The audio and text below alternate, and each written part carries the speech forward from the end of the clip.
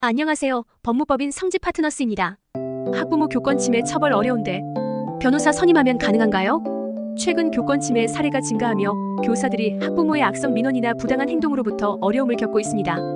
교사의 권리를 보호하고 교육 활동을 방해하는 행위를 바로잡기 위해서는 명확한 법적 대응이 필요한 상황인데요.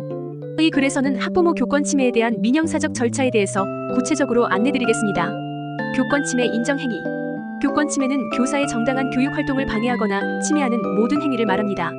2023년부터 강화된 규정에 따르면 다음과 같은 행위들을 교권 침해로 간주하고 있습니다.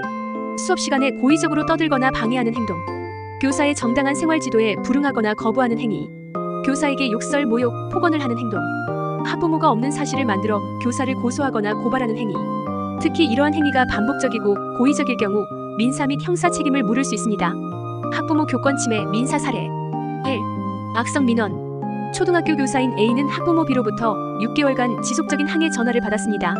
B는 자신의 자녀와 관련된 A의 지도 방식에 불만을 품고 폭언과 모욕적인 언사를 반복했습니다. A는 결국 교권보호위원회를 통해 피해를 호소했으며 B를 상대로 민사상 손해배상 소송을 제기했습니다. 2. 폭언과 폭행. 중학교 교사 J는 학부모 K로부터 교실에서 폭언과 물리적 폭력을 당했습니다. K는 자녀가 다른 학생들에게 가한 폭력 문제를 교사가 과도하게 다뤘다는 이유로 항의했던 것인데요. 우리 법원은 교권 침해와 아동학대에 해당한다고 판단해 제2의 손해배상 청구를 인용했습니다. 교권 침해 민형사 대응 절차. 증거 확보.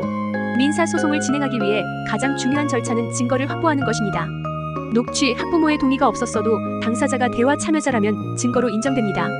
문자나 이메일, 폭언이나 모욕이 포함된 내용은 반드시 따로 저장해둡니다. 일기 형태 기록, 발생 일자와 구체적인 상황을 기록해두면 신뢰성을 높일 수 있습니다. 정신적 피해 증명, 상담 기록이나 진료 소견서를 통해 피해를 입증할 수 있습니다. 교권보호위원회에 접수. 교사들은 학교 내 교권보호위원회에 학부모의 악성 민원을 접수할 수 있습니다. 이에 교권보호위원회는 교권 침해 사건을 조사하고 필요한 보호 조치를 취할 수 있습니다.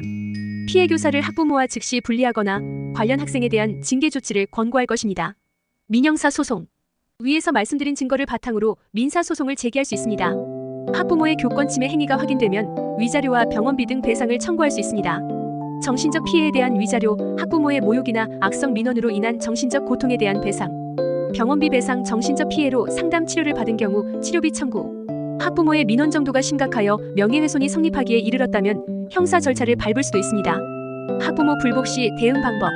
교권보호위원회의 검토 결과 학부모 및 학생이 교권을 침해했다는 판단이 나오더라도 상대방은 민사소송 결과에 불복해 행정심판이나 소송을 제기할 수 있습니다.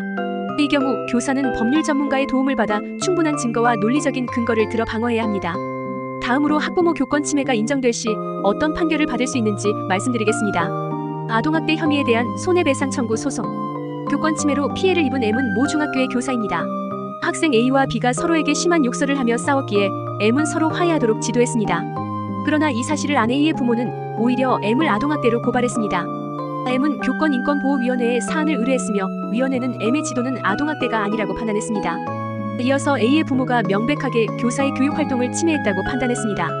이후 M은 A의 부모에게 손해배상 청구를 제기했습니다. 법원은 M의 청구 내용을 인용했습니다. 소극적으로 대응하면 안 됩니다. 학부모 교권 침해는 개인의 문제를 넘어 교육 전체의 질서를 해치는 것입니다. 악성 민원이나 부당한 행위로 어려움을 겪고 있다면 초기에 확실히 대응해야 더 큰 피해를 막을 수 있습니다. 민형사 절차는 피해자의 법적 권리를 지키는 중요한 수단으로 교사 자신의 권리뿐 아니라 교육 현장의 안전과 존엄성을 지키는 데 기여합니다.